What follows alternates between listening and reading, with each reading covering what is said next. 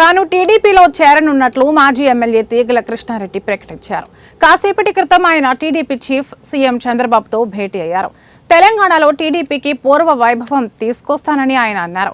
కాగా టీడీపీ నుంచి రాజకీయ ప్రస్థానం ప్రారంభించిన 2009లో ఆ పార్టీ తరపున ఎమ్మెల్యేగా పోటీ చేసి ఓడిపోయారు. 2014లో మరోసారి టీడీపీ నుంచి పోటీ చేసి గెలిచారు.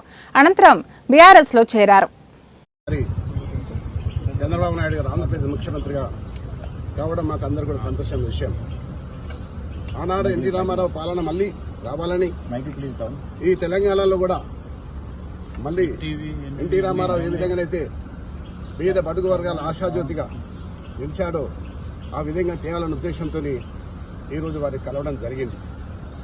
అంతేకాదు ఈరోజు హైదరాబాద్ నగరం ఇంత సుందర నగరంగా తీర్చిదిద్దామంటే ఆనాడు నన్ను మేయర్గా చేసిన చంద్రబాబు నాయుడు గారు ఆయన ముఖ్యమంత్రిగా ఉన్నప్పుడే హైదరాబాద్, సికింద్రాబాద్, హుస్సేన్ సాగర్తో పాటు ఈరోజు సైబరాబాద్ సిటీ తీసుకొచ్చింది కూడా చంద్రబాబు నాయుడు గారు. దానికి ఎవరు కాదనలేదు, సాక్ష్యం నేనే.